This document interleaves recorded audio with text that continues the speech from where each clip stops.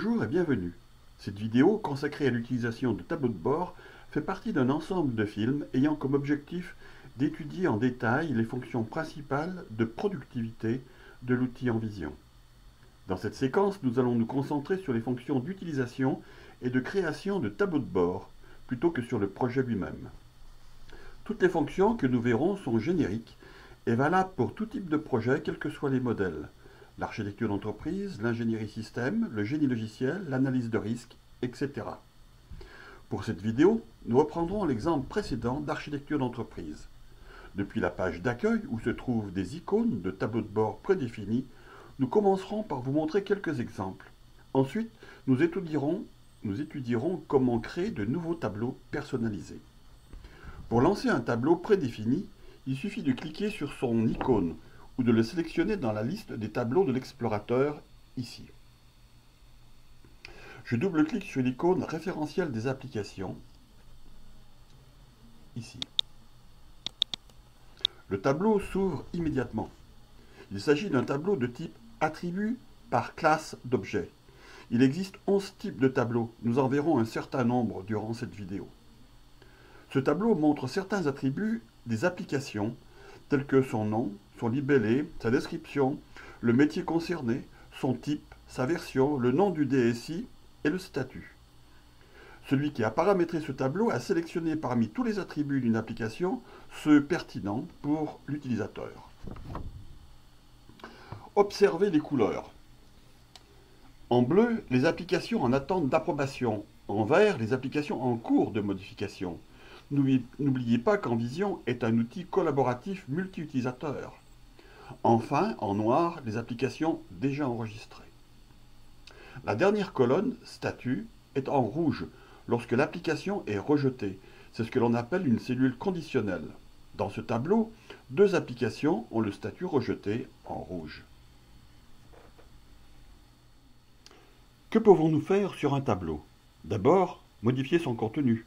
Je vais faire passer le statut ici de valider à rejeter pour l'application facturation, qui est ici.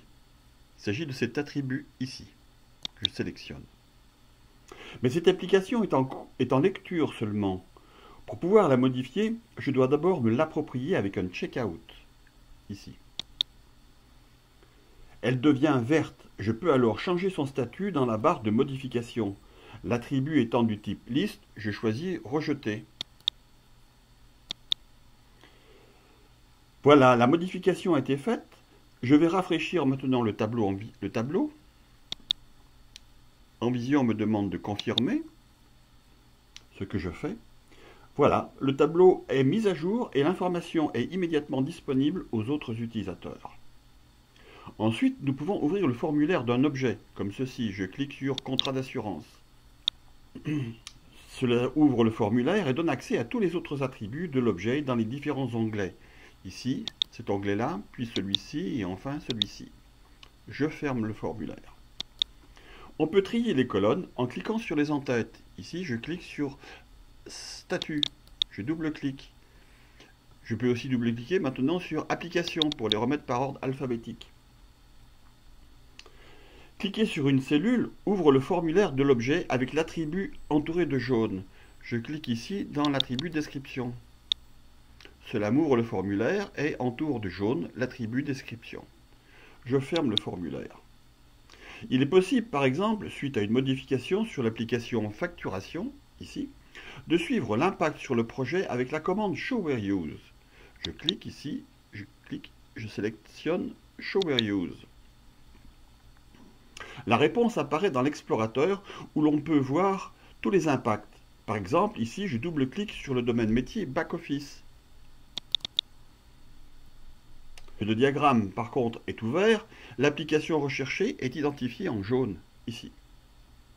Il existe bien d'autres fonctions utiles. Par exemple, l'export du tableau vers Excel. Je retourne ici vers le tableau. Voilà. Je vais dans File et je clique sur Export. Je valide le nom, j'enregistre. Le fichier est enregistré dans le répertoire local du projet. Je valide. On peut aller regarder le répertoire local, ici, et je peux ouvrir le fichier que je viens de créer, Il s'agit d'un fichier Excel. Voilà. Ce fichier ressemble au fichier, au tableau en Vision. Je ferme Excel et je retourne dans En Vision. Voilà. Regardons maintenant d'autres types de tableaux. Donc je vais fermer ce tableau et je vais aller ici. Sur la page d'accueil, je vais double-cliquer sur le tableau référentiel des applications par système. C'est celui-ci. Je double-clique. Il s'agit d'un tableau hiérarchique. La hiérarchie est représentée par des cellules vertes sur lesquelles on peut cliquer pour afficher sa décomposition. Comme ceci. Je double-clique ici sur MF Assurance. Voilà, pardon, c'est pas la bonne colonne, c'est ici qu'il faut double-cliquer. On voit que ce mainframe héberge 6 applications. Je peux cliquer aussi sur SCR, sur le serveur voyage. Je vois que là, le serveur voyage héberge 3 applications. Il existe d'autres types de tableaux. Par exemple, un tableau de connexion entre objets. Je clique sur le tableau de connexion, ici, qui se trouve dans l'explorateur. Ici. Le tableau affiche en ligne et en colonne des applications. Les cellules affichent les interfaces, le sens de l'interface et le nombre d'interfaces. Il est même possible de naviguer dans les diagrammes concernés, comme ceci. Si je clique ici, En Vision me renvoie directement dans le diagramme qui est concerné. C'est bien pratique pour avoir une vision globale du projet sans avoir à naviguer dans les vues. Nous arrêterons ici notre tour d'horizon des différents types de tableaux par contrainte de temps. Le cas échéant, vous pouvez nous contacter pour nous demander une présentation personnalisée. Un grand nombre de tableaux sont déjà prédéfinis, mais est-ce difficile de créer son propre tableau? C'est ce que nous allons aborder maintenant. La création de nouveaux tableaux de bord peut être faite par tout utilisateur qui a, pour son rôle dans le projet, le besoin d'analyser certaines informations spécifiques. Créons un tableau simple qui affiche les attributs des domaines métiers du projet. Depuis l'explorateur, je clique sur New Matrice, ici. Et puis je sélectionne un type de matrice, Item Attribute by Class. Une fenêtre de dialogue s'ouvre qui me permet de sélectionner la classe que je veux utiliser. Ici, ça va être la classe domaine. Pardon. La classe domaine, ici. À droite s'affichent les attributs de la classe. Pour ça, je vais sélectionner les deux premiers. Et je clique sur OK. En Vision génère le tableau automatiquement. Maintenant, je vois que cet attribut, ici, cette colonne, je souhaiterais la déplacer vers la fin, ici. Voilà, comme ceci. Cette colonne contient une date. Cette date, on voit qu'elle est antérieure à la date du jour. Mais j'aimerais que, quand elle est dans cette condition, eh bien qu'elle soit fichée en rouge. Pour ceci, je vais définir, avec Option, je vais utiliser la commande Conditional Formatting. Je fais un add pour ajouter une condition. Je sélectionne l'attribut. Je dis il s'agit de l'attribut date d'objectif. Lorsque cet attribut sera plus petit que la date en cours, je clique sur OK. À ce moment-là, je crée un événement. J'ajoute un événement. On peut en créer plusieurs. Je clique maintenant sur OK. En Vision, on me demande comment et où est-ce que je veux afficher la couleur de cet attribut. Alors, par défaut, il sélectionne toute la ligne. Mais moi, ce que je veux, c'est simplement la couleur de la cellule. Et je clique ici pour la couleur. Je vais choisir ce rouge-là, par exemple. Et je clique sur OK. OK. Maintenant, je clique sur OK. En Vision, régénère et met à jour maintenant le rouge. Reste maintenant à enregistrer le tableau. Pour ce faire, ici, je clique ici et je vais l'appeler référentiel des domaines. Voilà. Et je clique sur enregistrer. Ici, c'est pour le titre. Je garde le même titre. Et maintenant, je vais rafraîchir le tableau et maintenant l'explorateur.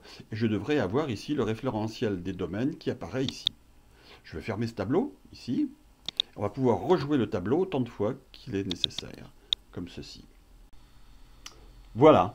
En résumé, nous avons vu comment utiliser et créer des tableaux de bord afin de faciliter l'analyse des données du projet sans avoir à naviguer dans les vues. Nous avons vu que l'on peut modifier les données à la volée depuis les tableaux avec le même degré de protection qu'avec les diagrammes, que l'on peut ouvrir le formulaire des objets et accéder à tous ses attributs. Nous avons pu vérifier l'impact des changements sur tout le projet avec la commande Show Where Use. Les 11 types de tableaux, simples, hiérarchiques, inverses hiérarchiques, connexions, relationnels, etc., permettent tout type d'association de données. Bien d'autres fonctions intéressantes n'ont pas été vues, mais ce tutoriel est déjà suffisamment long. Nous sommes arrivés au terme de cette vidéo. Nous vous remercions pour votre attention et espérons vous avoir aidé pour le choix de votre futur outil de modélisation. D'autres tutoriels sont disponibles pour accroître vos connaissances dans Vision.